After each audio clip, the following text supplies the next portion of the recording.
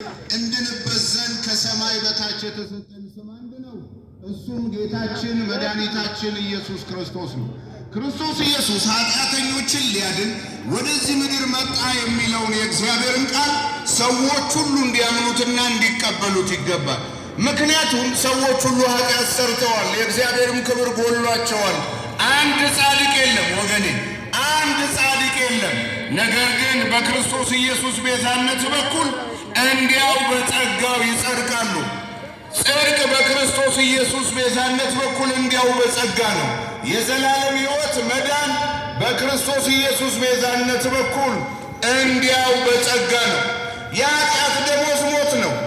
የእግዚአብሔር የጸጋ ስጦታ ግን በክርስቶስ ኢየሱስ ለሚያምኑት ሁሉ የዘላለም ሕይወት ነው። በእርሱ የሚያምን ሁሉ የዘላለም ሕይወት እንዲኖረው እንጂ እንዳይጠፋ እግዚአብሔር አንድ ልጁን እስኪሰጥ ድረስ ዓለምን ሁሉ እንዲሁ ወዷልና። በእርሱ የሚያምን አይፈረድበትም። በእርሱ የማያምን ግን በአንዱ በእግዚአብሔር ልጅ ስላላመነ አሁን ተፈርዶበታል ይላል ቅዱሱ ቃል። ለሰው አንድ ጊዜ ሞት አለ። ከሞት በኋላ ግን ለሰው ሁሉ ፍርድ አለ። ከዘላለም ሞት፣ ከዘላለም ፍርድ፣ ከኃጢአት ደሞዝ የሚያድነን በቀራንዮው መስቀል ላይ ደሙን ያፈሰሰልን የሞተልን የሞትን ጣር አጥፍቶ በሦስተኛው ቀን የተነሳው የትንሣኤው ጌታ ጌታችን መድኃኒታችን ኢየሱስ ክርስቶስ ነው። ኢየሱስ ያለው ሕይወት አለው። ኢየሱስ የሌለው ግን ሕይወት የለውም። ሌላው ሊያርድ ሊያጠፋ ሊገድል እንጂ ስለ ሌላ አልመጣም። እኔ ግን ሕይወት እንዲሆንላችሁ እንዲበዛላችሁ መጣው ያለው ኢየሱስ ብቻ ነው። ኢየሱስ ራሱ ሲናገር እኔ እውነትም ሕይወትም መንገድም ነኝ አለ። ከኔ በቀር ወደ እግዚአብሔር የሚያስገባ ሌላ የለም ማለት። የመንግሥተ ሰማያት በር መግቢያው ኢየሱስ ነው። መንገድ ኢየሱስ ነው። እውነት ኢየሱስ ነው። ሕይወት ኢየሱስ ነው። ወገኖች ሆይ ሌላ አማራጭ መንገድ የለም። ሌላ የመዳኛ መንገድ የለም። ኢየሱስ ብቻ ለሰው ልጆች ኃጢአት በመስቀል ላይ በቀራንዮው መስቀል ላይ ዋጋ ስለከፈለ የሚያድነውም ኢየሱስ ክርስቶስ ብቻ ነው። ወገኖች ሆይ እናንተ ደካሞች ሸክም የከበዳችሁ ሁሉ ወደ እኔ ኑ፣ እኔ አሳርፋችኋለሁ አለ። ምንም አይነት ሸክም ይኑርብን ወደ ኢየሱስ ብንመጣ ኢየሱስ ያሳርፈናል። ኢየሱስ ክርስቶስ ብቻ ነው የሚያሳርፈን። እኔ የምሰጣችሁ ሰላም ዓለም እንደሚሰጠው አይደለም አለ።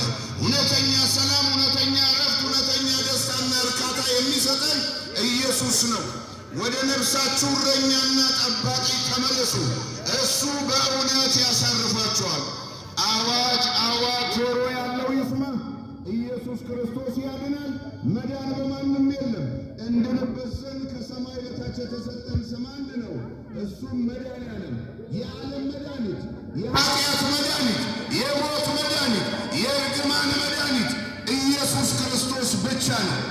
እርሱም ሕዝቡን ከኃጢአታቸው ያድናቸዋልና ስሙን ኢየሱስ ይዋልሻል። ኢየሱስ ማለት የኃጢአት መድኃኒት ማለት ነው። አዳኝ ማለት ነው።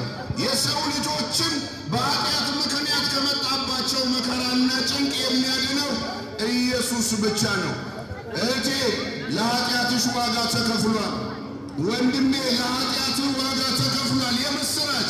ኢየሱስ በቀራንዮው መስቀል ላይ ሥራሽን ሰርቶልሻል። ኢየሱስ በቀራንዮው መስቀል ላይ ሥራህን ሰርቶልሃል። ኢየሱስ በሠራው ሥራ ማመን ነው የሚያስፈልገው።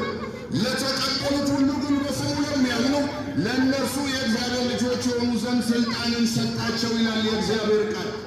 ሮሜ ምዕራፍ 10 ከ9 እስከ 10 ሲናገር እንደዚህ ይላል።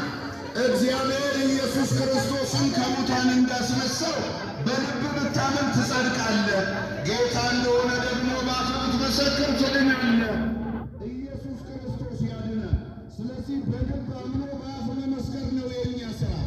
ከእኛ የሚጠበቀው በልባችን አምነን በአፋችን መመስከር ነው። የዛን ጊዜ መዳን ይሆንልናል፣ እረፍት ይሆንልናል። ኢየሱስ ያድናል። ንስሐ ግቡ፣ በወንጌል እመኑ። የእግዚአብሔር መንግሥት ቀርባለች።